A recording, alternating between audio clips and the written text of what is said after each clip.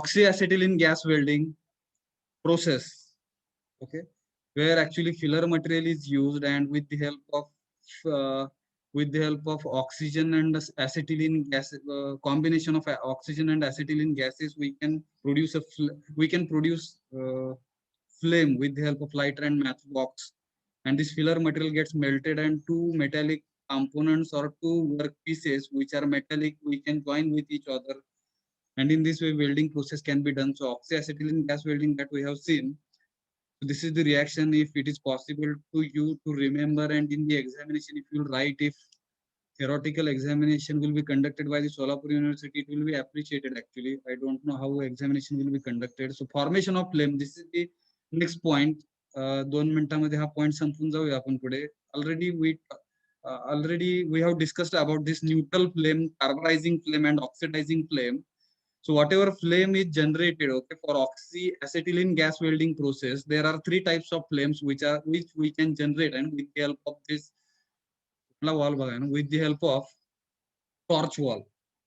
With the help of torch wall, here there are 2 walls, torch walls. There are 2 walls. Left side there is one wall, right side there is another wall, and with the help of this left side and right side wall, you can control. Okay, you can control amount or quantity of oxygen and acetylene gas which will be mixed over here in the mixing chamber.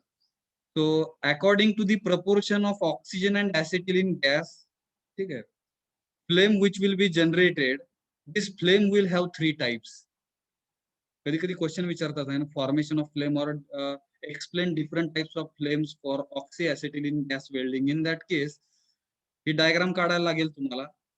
ठीक आहे, ही diagram काढा, जागा वगैरे सोडा आहे diagram काढण्यासाठी.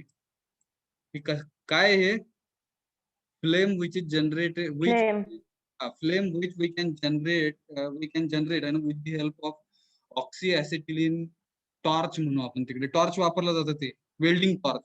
So with the help of welding torch we can generate flame for gas welding, and this flame will have 3 types: neutral flame, carburizing flame and oxidizing flame. Let us try to understand what is meant by neutral flame.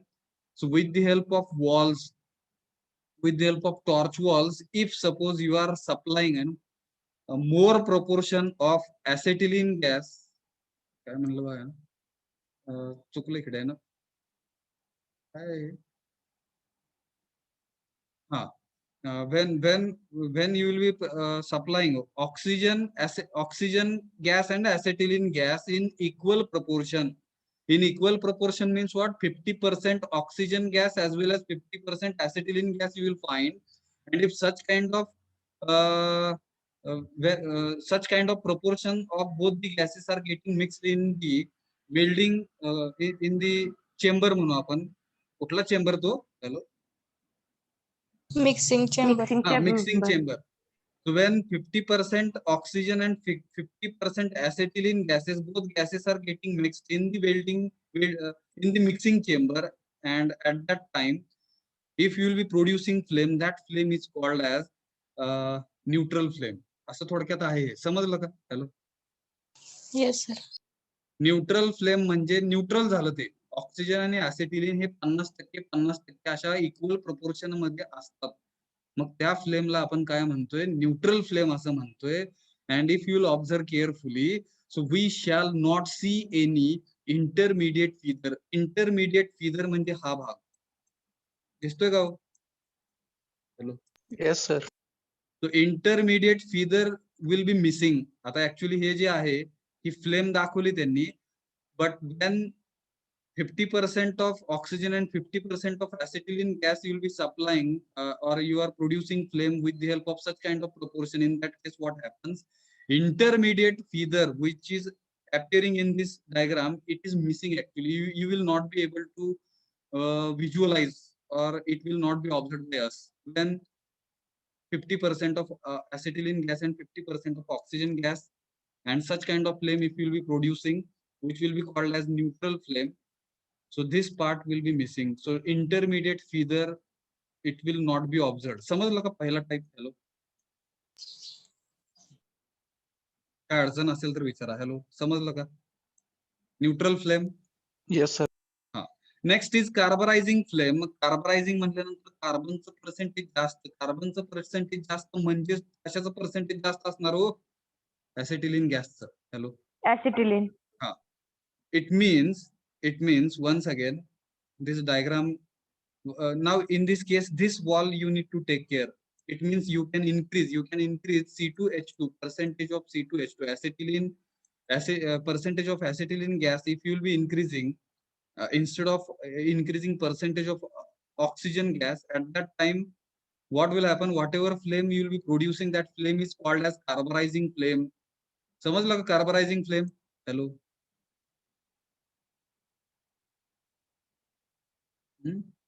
समजलं का? Yes sir.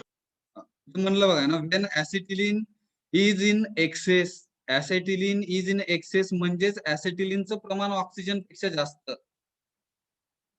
बरोबर? Hello. So flame releases free carbon. त्याच्यामुळे मग काय होतं, जास्त carbon असल्यामुळे तिकडे बघा जास्त कार्बन आहे, ऑक्सिजन कमी आहे. Since all carbon is not consumed. This is the problem actually. बघा ना, कोळशाचं जर एक्झाम्पल घेतलं तिकडे ना, कोळसा म्हणजे कार्बनच आपण घेऊ तिकडे. कोळसा हा जास्त जळत नाही व्यवस्थित. बरोबर का? पूर्वी कोळसा sir. जाळून शोले मूवी बघितला का बघा ना, पूर्वी शोले मूवी मध्ये तिकडे जी रेल्वे दाखवली त्या मूवी मध्ये, तर तिकडे कोळसा टाकलेला दाखवला बघा ना. कोळसा स्टीम इंजिन वर चालणार ते रेल्वे होती त्या काळात. बघितला का कोणी Sholay movie? Hello. Yes sir. तर त्याच्यामध्ये जी रेल्वे बघितली, तर त्या रेल्वेमध्ये बघा कोळसा जाळून स्टीम तयार करून ती रेल्वे, पूर्वीचे त्या रेल्वे होत्या. आता तसल्या रेल्वे बंद झाल्या, डिझेल वगैरेचे आहेत. आता डिझेल वरून परत इलेक्ट्रिकल वर चाललो आपण. इलेक्ट्रिकल वर वायर असते, त्या वायर वरून फास्ट जाते ट्रेन. बरोबर का? इलेक्ट्रिकल बऱ्याच काही आता बघा ना, मेट्रो वगैरे आलेले आहेत, बऱ्याच काही चेंजेस व्हायला लागले ना. Speed is the actually development. म्हणजे काय, स्पीड म्हणलं तरी चालेल वेगळ्या भाषेत. बघा ना, if you are working with very high speed, it means you can achieve an development in your life, or you can achieve progress, ज्याला आपण ट्रान्सफॉर्मेशन पण म्हणू. So most of the time now coming to this point and back to our carburizing flame, as more percentage of carbon is available in this case and less percentage of oxygen, because of which here oxygen is helping us to ignite something. बरोबर का? Chemistry मध्ये शिकलो आपण, oxidation म्हणतो आपण त्याला process. Yes sir. एखाद्या गोष्टीला जाळणं म्हणजेच ऑक्सिडेशन प्रोसेस म्हणतो आपण. बरोबर का? मग जर इकडे ह्या कार्बरायझिंग फ्लेम मध्ये if acetylene percentage of carbon is more as compared to oxygen, because of which पूर्णपणे जळेल का? कार्बन राहणार तिकडे. कार्बन बघा ना, all carbon is not consumed, because of which सगळं कार्बन नाही जळणार आहे तिकडे. आणि त्याच्यामुळे this will appear on metal. आणि तो ज्यावेळेस आपण वेल्डिंग प्रोसेस होते, त्या वेल्डिंग प्रोसेस झाल्यानंतर त्या वेल्ड वरती तो फिलर मटेरियल मेल्ट झाल्यानंतर त्या कार्बन जो काही त्याच्यावरती राहतच आहे, कार्बन राहतं त्याच्यावरती. This will appear on the metal. म्हणजे कोळसा कसा काळा असतो तसा ते वेल्डिंग काळं वेल्डिंग पडतं तिकडे. येतं का लक्षात? Can you imagine? Hello. Yes sir. त्या वेल्डिंगला काळा रंग जडतो, काळा रंगाचं वेल्डिंग होतं ते, because carbon percentage is more. Okay.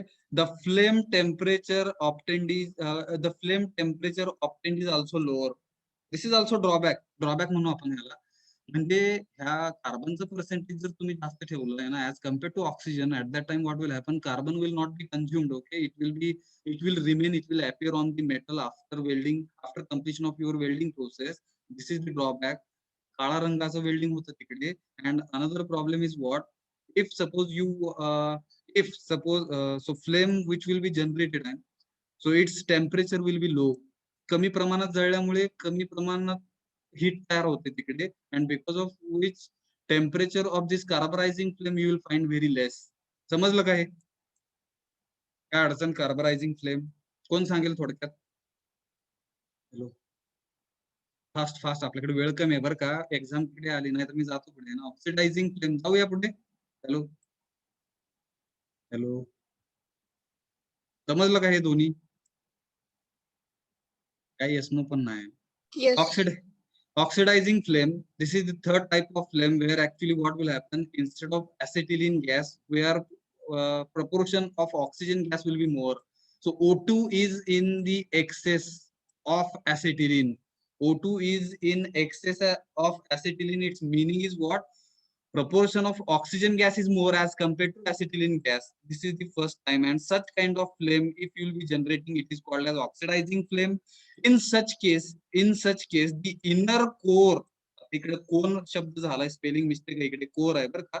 Inner core म्हणजे ही कुठली कोर? इनर कोर म्हणजे ही, सॉरी, बरोबर का? हॅलो, इथे पण कोण कोण पण म्हणू शकाल त्याला, बघा ना, कोर पण म्हणतात, कोण सारखं दिसतं म्हणून कोण. कोर म्हणजे आतला भाग, हा पृथ्वीच्या आतमध्ये कोर म्हणतो आपण. हॅलो हॅलो, सेंटरच्या आतमध्ये कोर म्हणतो. मग ही जर कोण पण म्हणू शकेल आपण ह्याला, किंवा कोर पण म्हणतो. काही बुक्स मध्ये कोर म्हटलेलं आहे. कोर म्हणजे गाभा आतला, बरं का. इनर कोन और इनर कोर आहे, काय आहे ना, लुजेस इट शेप. हा जो काही शेप आहे हा लूज होतो म्हणला ह्या ऑक्सिजनचं प्रमाण वाढल्यामुळे. And flame gives of, okay, loud roar. Loud roar म्हणजे ग्रर असा आवाज येतो का लक्षात? Hello hello, Yes, sir. पूर्वी स्टो होते बघा, स्टो आहे ना, रॉकेल वर चालणारे स्टो. स्टो कुणी वापरले का बघा ना, कोणाकडे असतील तर माहित नाही. तिकडे Yes, yes. ते मला वाटतं रॉकेल आता बऱ्यापैकी बंद केलेलं आहे ना, त्याचं कम्प्लीट कंबशन वगैरे होत नाही, बऱ्याच काही प्रॉब्लेम आहेत, काळी भांडी होतात, कार्बनचं प्रमाण जास्त असतं, बरंच काय. ठीक आहे, आता जास्त आपल्याला रॉकेल कुठं दिसत नाही. तर त्यावेळेस त्या स्टोचं बघा ना आवाज यायचा, गुर्र, बरोबर का? Yes, sir. तसा तसा आवाज आहे, Yes, तसा sir. आवाज तसा आवाज म्हणजे तो लाऊड रोअर होतो. आणि तो कशामुळे? तर because of excess amount of oxygen. And actually हा जो शेप आहे ना, इनर कोर, हा जो शेप आहे हा थोडासा बदलतो म्हणलं, लूज होतो हा shape. The oxidizing flame injects O2 into molten metal of weld and pudding causes and metal to oxides. त्याच्यावरती ऑक्सिडेशन म्हणजे जळतं तिकडे, मग ऑक्साइड्स तयार होतात, त्या वेल्डिंग वरती ऑक्साइड तयार होतात, बरं का. It causes weld Beed and surrounding area of dirty appearance. इकडे काळं भंगार होतं म्हणू आपण वेल्डिंग, आणि इकडे पण डर्टी वेल्डिंग होतं. डर्टी वेल्डिंग म्हणजे घाणेरडं होतं ते. येतं का लक्षात?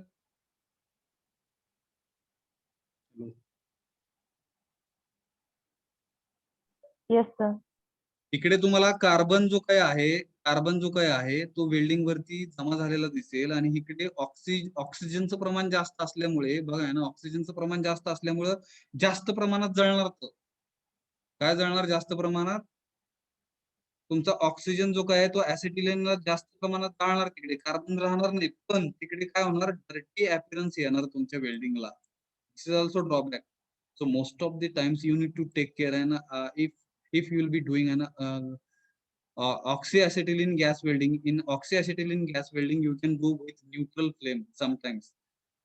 ते तुमच्या ऍप्लिकेशन नुसार, तुम्हाला कधी जास्त प्रमाणात तिकडे जो काही फिलर मटेरियल आहे ते जर तुम्हाला जास्त प्रमाणात जाळायचं असेल, accordingly what you can do, torch valves you can use. And sometimes if you want to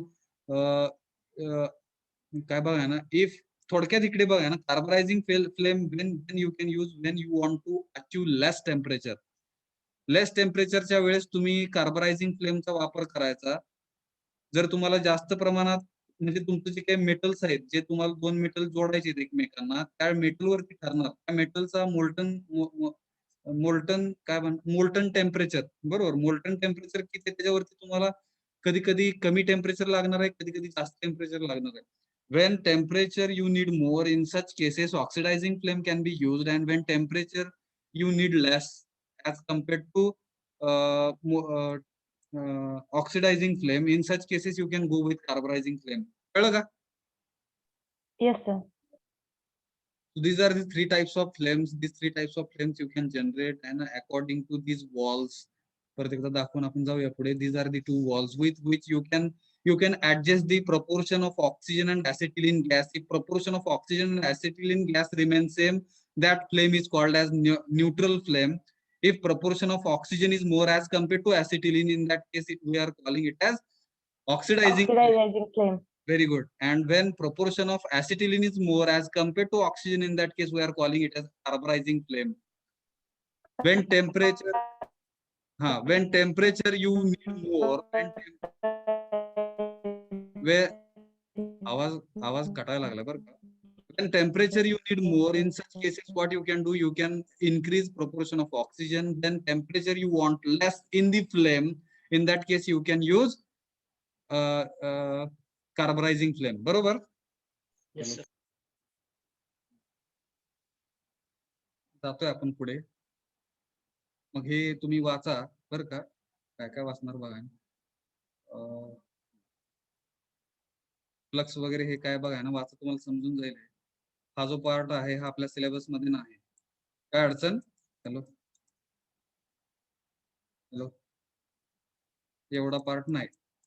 हे gas welding you can write it. Limitations, advantages, सोपं आहे ते, सोप्या भाषेत दिलेलं आहे. You can read it. काय अडचण? No sir.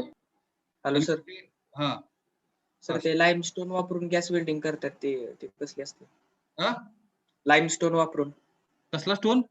लाईमस्टोन असतोय ना तो पांढरा, त्याची पण करतात ना काहीतरी गॅस वेल्डिंग.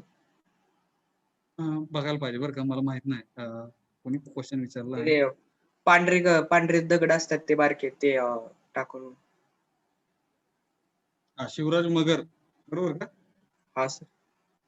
मी नाव लिहून घेत होते. काय? लाईमस्टोन. लाईमस्टोन. हा हा ठीक आहे, मी बघून सांगेन तुम्हाला. मला एक्झॅक्ट नाही माहिती. If you know you can share with all of us.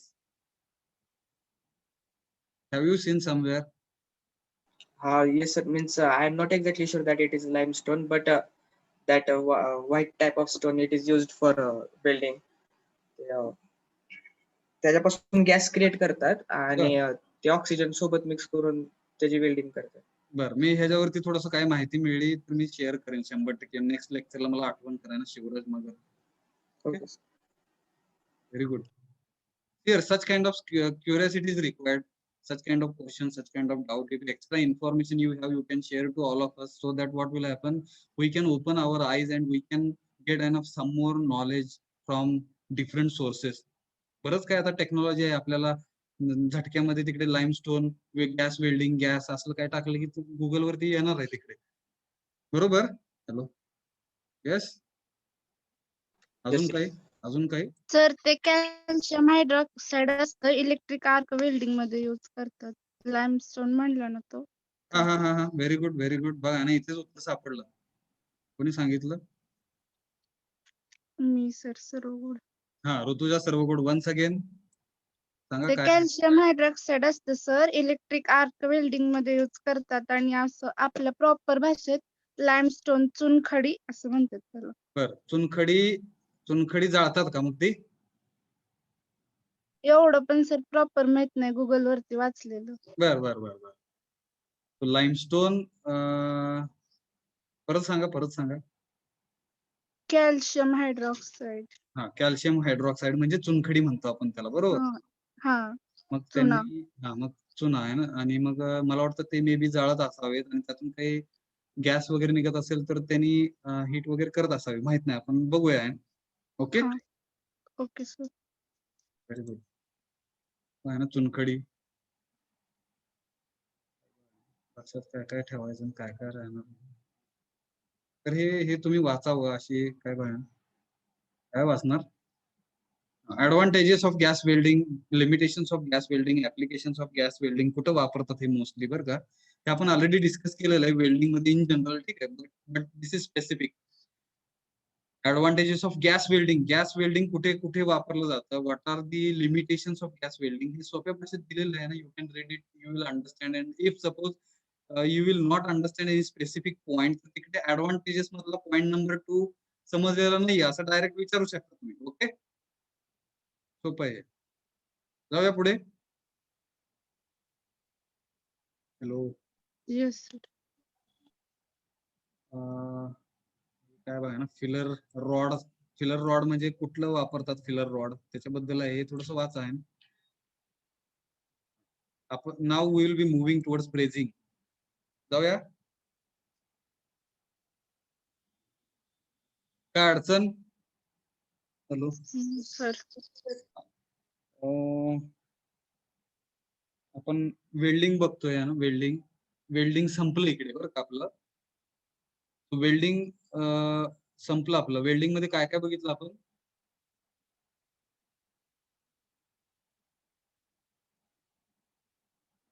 Two types of. Pressure welding and non-pressure welding. Basically, welding can be classified in broadly into two categories: pressure welding and non-pressure welding. Pressure welding, okay.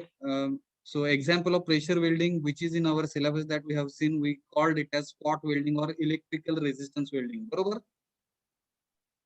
Yes, sir. Where actually we haven't used any kind of filler material. Only pressure needs to be applied, and by application of pressure welding we can join two metallic sheets with each other. It is called as pressure welding or resistance welding or spot welding. तीन नाव त्याला, ठीक आहे. Then we try to understand non-pressure welding. In case of non-pressure welding, filler material is must. Okay, filler material is required, but pressure is missing. We are not applying any kind of pressure at the time of welding, is it? Yes. So first example is electrical arc welding. बरोबर का बघा? And Yes, another one is gas welding. बरोबर? Yes, sir. Yes, sir. अजून काय होतं का तिकडे? एवढंच होतं मला वाटतं बघा. Now this is the second म्हणतोय मी. This is the second type of joining process. First type of joining process we have seen. Let us call it as welding. The simple welding. Now this is the second type of joining process I am calling it as, which we will be calling it as brazing. So brazing is process of joining two work pieces. Now here only important thing is what? Similar as well as dissimilar materials or metals we can join with each other. This is the difference between welding and brazing process.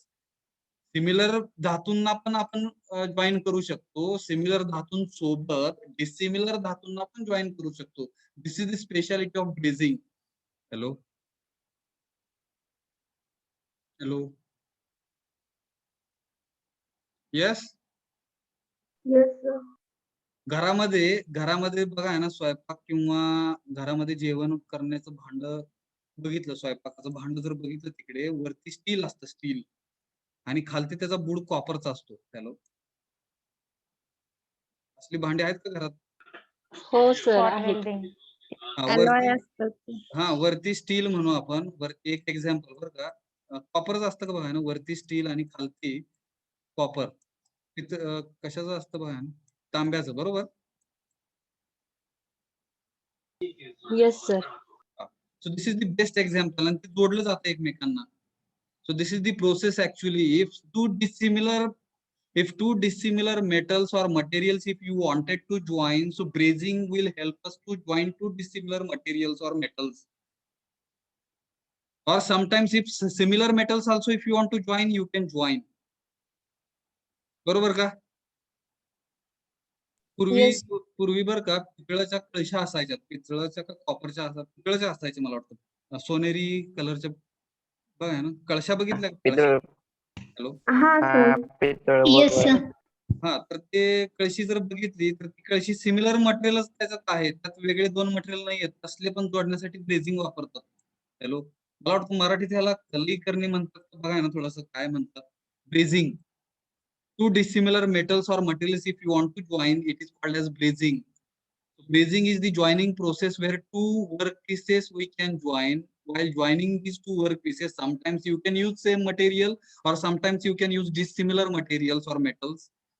By heating them, त्यांना गरम करून, to a specific temperature above 450 degree Celsius. ह्याला फक्त welding सारखं जास्त high temperature लागत नाही. दिस is the advantage म्हणू आपण तिकडे. हॅलो, समजतंय का?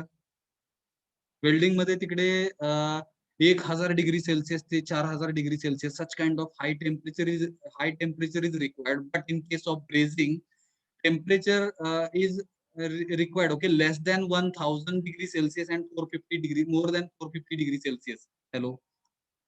Are you understanding the difference between welding and brazing process? Hello. If you will consider welding process, so two similar metals only we can join. If I wanted to join two dissimilar metals, I cannot join with welding. That is the drawback of welding process. But in brazing process, we can join two dissimilar metals or similar metals also sometimes. Only what is the specific requirement? Specified temperature should be more than 450 degrees Celsius and less than 1000 degrees Celsius. असं म्हणू आपण. Below the melting temperature of the workpieces semi molten स्टेटला जाण्याची गरज नाही. येतं का लक्षात? ब्रेझिंग म्हणजे काय? Hello. Yes. Yes, sir. Using non-ferrous filler materials. मग तिकडे नॉन फेरस फिलर मटेरियल्स वापरला जातो. तिकडे गोळा दिसतो का बघा? गोळा दिसतो का? हॅलो. गोळा, गोळी काय बघा ना, गोळा गोळी. हॅलो. येस, दिसलं का हे? Yes, sir. हा, तर हे फिलर मटेरियल आहे. So this filler material, non ferrous filler material वापरलं जातं. म्हणजे नॉन फेरसला मराठीत काय म्हणणार? फेरस म्हणजे लोहयुक्त, बरोबर? हॅलो. लोहयुक्त, फेरस काय बघा. हा sir.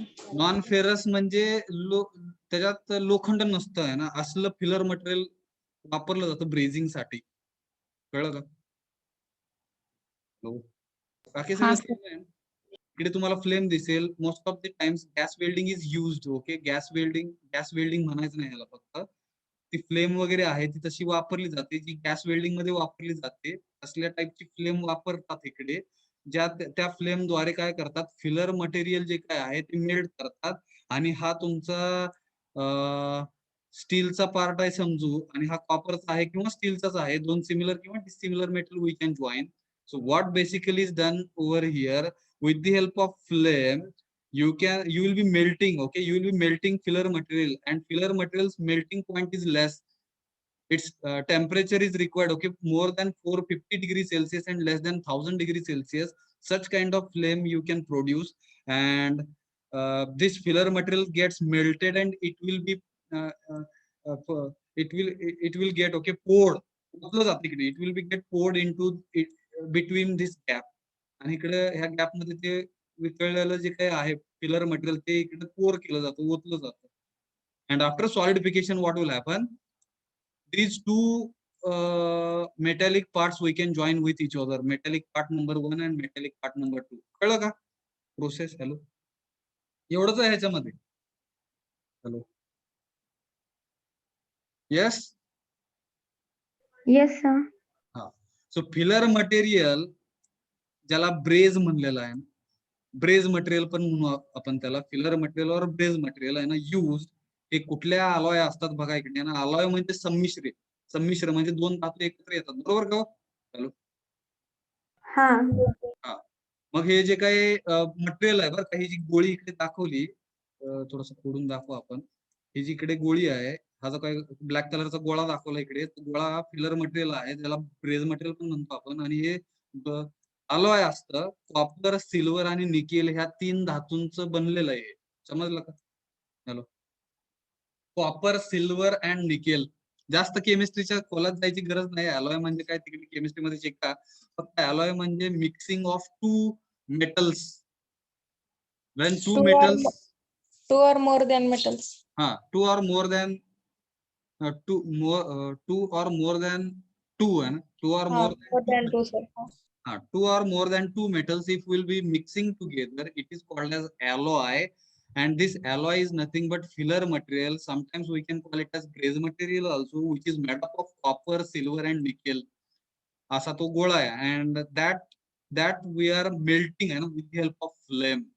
And once it will be melted, so that molten material of filler metal म्हणू आपण, it will be poured, and it will be poured between the gaps of two metallic parts which we want to join with each other.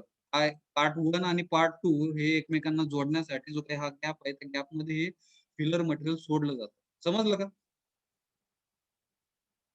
Hello, yes. Yes, sir. हा, मग ह्यातली बर का कुठली तरी एक डायग्राम तुम्ही काढा. ही काढा किंवा ही काढा, कुठली सोपी वाटती ही मला वाटतं थोडीशी मोठी आहे. पण ह्याच्यामध्ये तुम्ही जर ऑब्झर्व केलं तर दोन वेगळे मटेरियल्स आहेत. इकडे स्टेनलेस स्टील आहे वरती, बरोबर, आणि खालची जी काही ट्यूब आहे ती कॉपरची ट्यूब आहे, तांब्याची. हॅलो,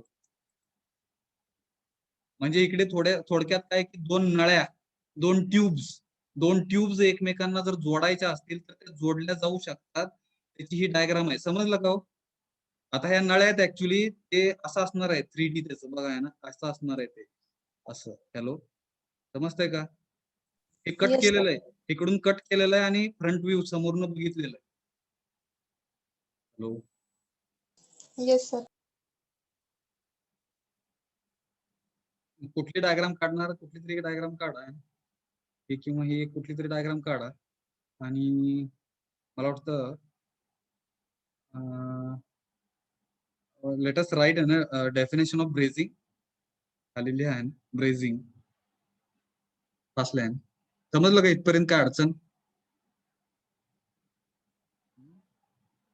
त्याच्यामध्ये काय अडचण असेल तर विचारा.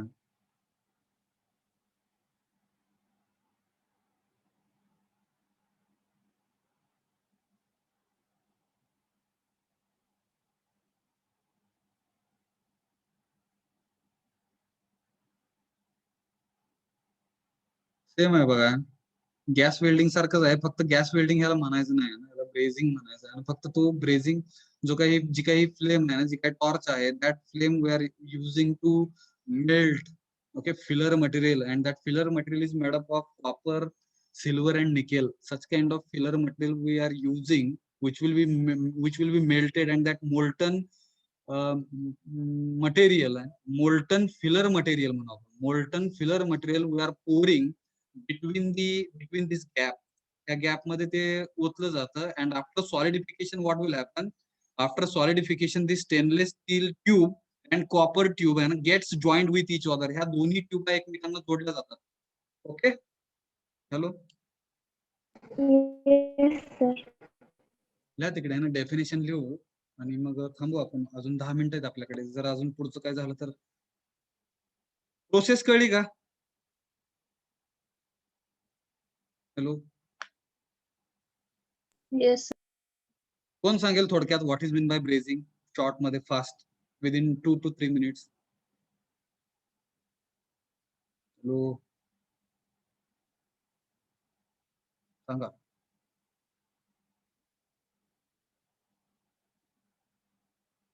Fast.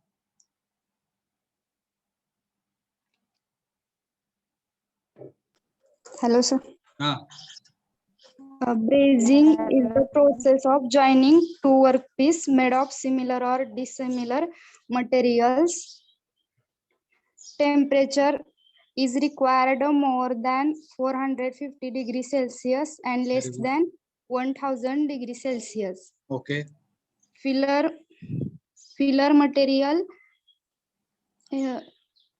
material made up of copper, silver or nickel.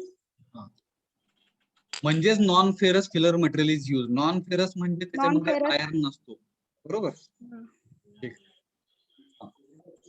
समजलं का बाकीच्यांना? हॅलो, अजून Yes, कोणाला sir. काय सांगायचं? Pragati Jadhav, would you like to say something? That filler material melt with the help of flame, and Very they molted filler material poured between the gap of metal. होते तिथं वेल्डिंगची.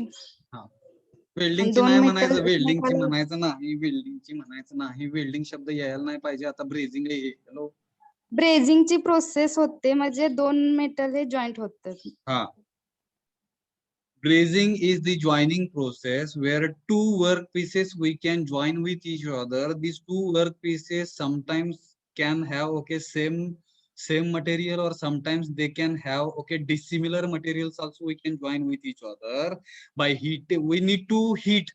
Okay, we need to heat. What we need to heat? We need to heat filler material, which is made up of non-ferrous, means it is alloy actually, copper, silver, and nickel. Combination of copper, silver, and nickel. Such kind of alloy we are using as a filler material, which is sometimes it is called as a braze material also. So temperature is required more than 450 degrees Celsius to 1000 degrees Celsius. This is the temperature actually, which with this temperature, what happens? Filler material gets melted, and that molten filler material or melted filler material काय म्हणणार बघा ना, that we can pour between the gap of two similar or dissimilar metallic parts which we wanted to join with each other. In this way, this is called as brazing process. समजलं का? Yes, sir. लिहा ना तिकडे, लिहा ना 5 मिनिटं राहिले बघा, फास्ट लिहा.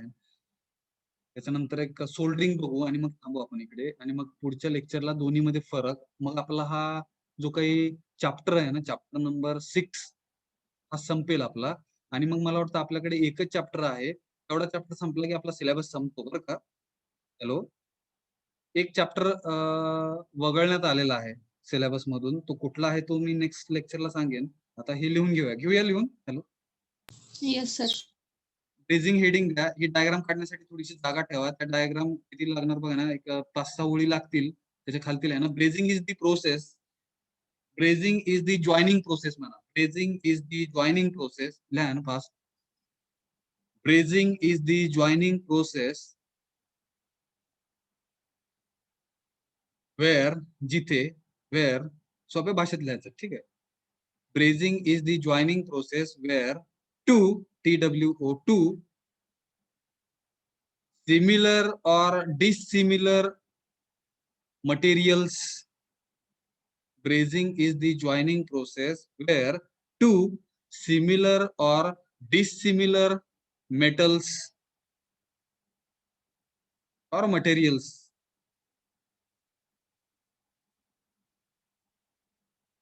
joined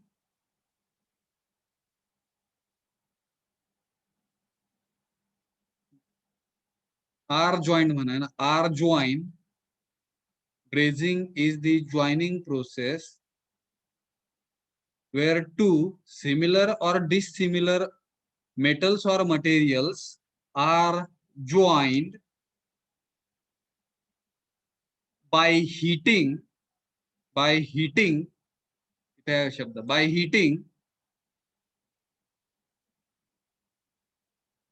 filler material, by heating filler material,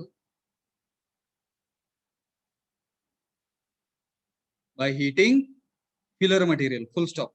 By heating filler material, full stop.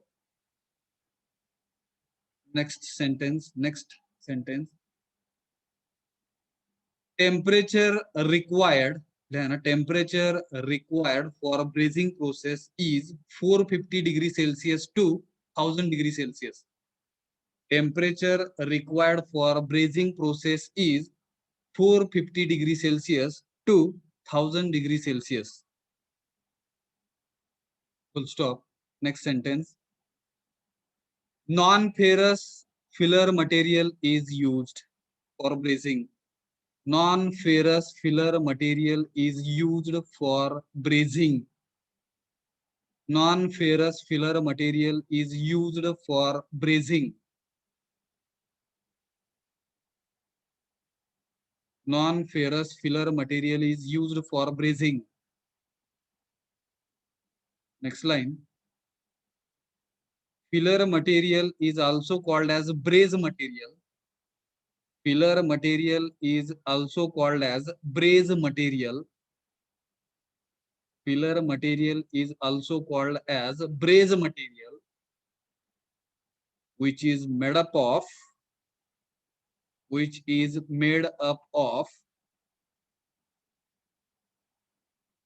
alloys of copper, silver, or nickel.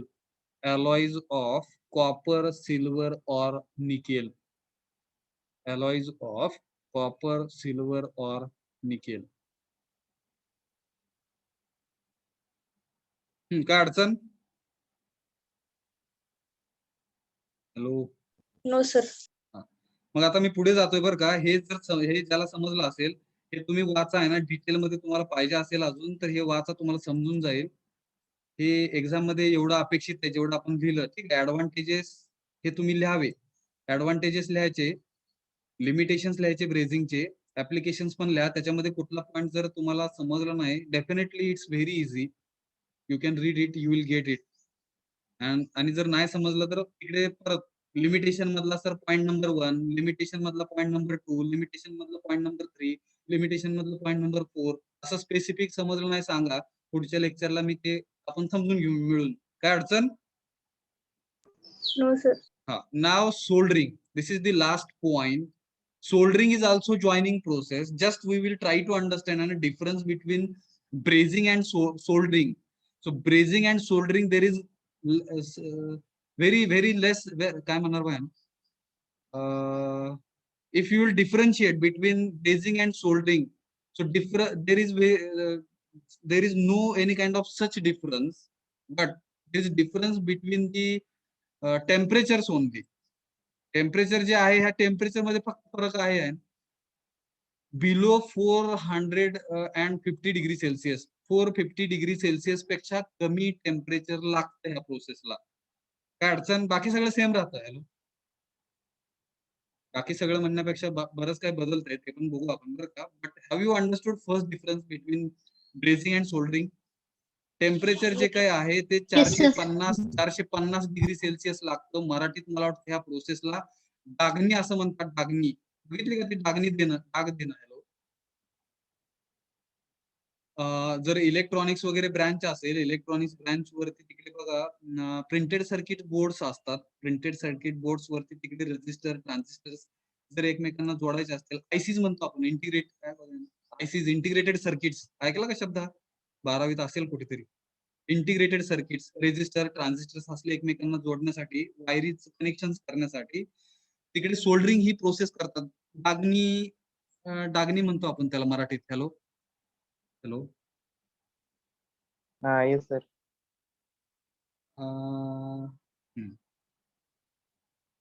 मग त्याच्यासाठी बघा ना, टिन लीड अलॉय वापरला जातात. एक छोटीशी तार असते, त्याचा व्हिडिओ बघू आपण बरं का पुढच्या लेक्चरला. आठवण करा मला. एक तार असते, ती तार मेल्ट होते. ही गन आहे, सोल्डरिंग गन आहे. ही सोल्डरिंग गन आहे. जिकडे जसं आपला हिटिंग कॉइल असते ना, similarly what you can do, you can first of all you need to heat this soldering iron म्हणतात त्याला, किंवा सोल्डरिंग गन पण म्हणतात. त्याला गरम केलं जातं आणि ती जी काही वायर आहे, कशाची, टिन अलॉयनी बनलेली जी काही वायर आहे, टिन लीडनी जी बनलेली वायर आहे, ज्याला आपण सोल्डर म्हणतो आणि सोल्डर वायर म्हणतो. तर त्या सोल्डर वायरला ही सोल्डर आयर्न जो काही हीट झालेला आहे तो इथे टच करतात. टच केलं की ते इमिजिएट मेल्ट होतं, दूर निघतात ना. बघितलं का कोणी प्रोसेस ती? हॅलो. नसेल तर आपण त्याचा व्हिडिओ बघू बरं का. फक्त आता समजून घ्या की ह्याचा मेल्टिंग पॉईंट बराच कमी असतो. Less than 450 degree Celsius temperature is required. तेवढंच ह्याला गरम करायला लागतं ह्याला. आणि मग ह्या वायरला टच केलं की ते इमिजिएट वितळतं. मला वाटतं चांदीच्या कलर सारखं असतं ते. बघितलं का तुम्ही? हॅलो. चांदीचा कलर सिल्वर कलर सारखं असतं ते, आणि ते मेल्ट होतं इमिजिएटली.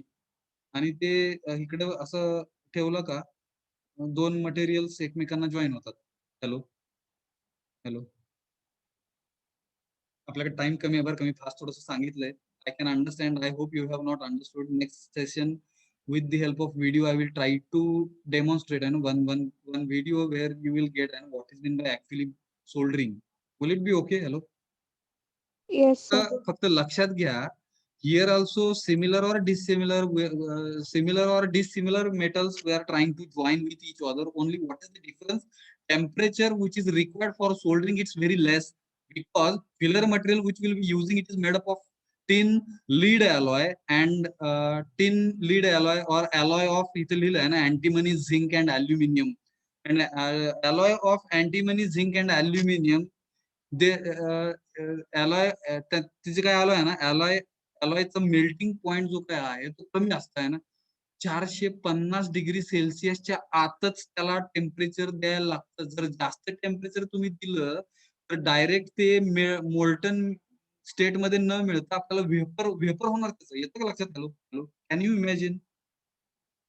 पाण्याची वाफ बघा ना, बर्फाला हीट केलं की बर्फाचं हीट केल्यानंतर पाण्यामध्ये कन्व्हर्जन होतं. पाण्याला जास्त हीट केलं तर काय होतं हो? हॅलो, स्टीम मध्ये वाफेच्या स्वरूपात उडून जातं ते पाणी, बरोबर का? Hello hello, Yes, sir. हा हा. मग इकडे जास्त टेम्परेचर नाही द्यायचं आहे. जास्त टेम्परेचर जर तुम्ही तेवढं जसं ब्रीजिंग मध्ये बघितलं आपण 450 degree Celsius, more than 450 degree Celsius actually it is requirement for brazing. But if you will be giving such kind of temperature, and if you are using such kind of temperature for soldering process, so immediately whatever filler material you will be using, which is made up of alloy of antimony, zinc and aluminum, so it will be get evaporated. It will be evaporated immediately. जास्त temperature दिलं तर, समजलं का? Hello, त्याच्यामुळे त्याचं temperature जे काही आहे ना, ह्या सोल्डरिंग आयरनचं टेम्परेचर जे काय आहे ते लेस दॅन 450 डिग्री सेल्सिअस पाहिजे. कळलं का? येस,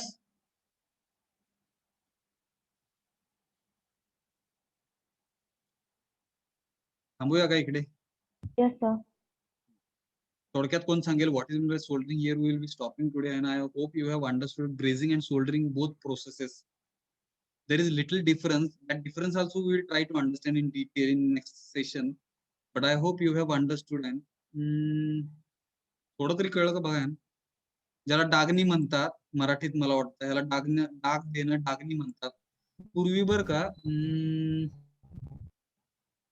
पूर्वी तसले टेप रेकॉर्डर होते बरं का. टेप रेकॉर्डर कसले आता ते बघायला भेटतात का बघा. कॅसेट निघायच्या बाहेर. हॅलो हॅलो हॅलो, बघितलेत का बघा ना तसले? Yes, Yes, sir. sir. हा, इथलं बटन दाबलं की कॅसेट निघणार बाहेर. आतमध्ये कॅसेट वगैरे टाकायचे. मग ते कधी कधी आतमध्ये बघा ना छोटे छोटे पार्ट्स असायचे. ते पार्ट्स एकमेकांना जोडण्यासाठी सोल्डरिंग प्रोसेस वापरायचे. आठवतात का? Mobile is the best example. आपल्या मोबाईल मध्ये आतमधलं एखादं सर्किट वगैरे जळलं किंवा काय प्रॉब्लेम झाला आणि जर आपण तो मोबाईल नीट करणाऱ्याला, रिपेअर करणाऱ्याला दिलं तिकडे, तर त्याच्याकडे ते डागणी असते. बघितली का कोणी? हॅलो, हा सर.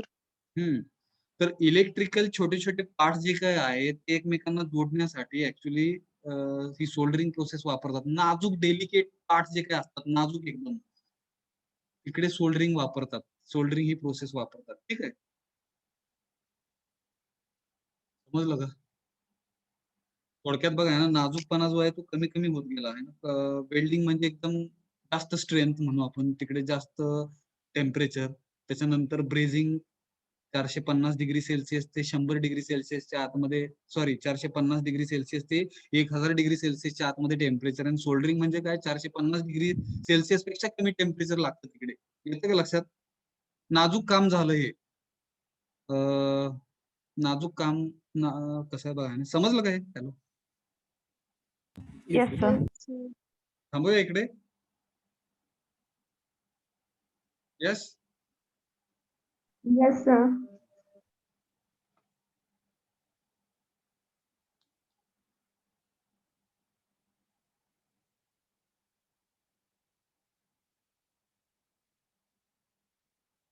मीटिंग बंद नाही होत बघा.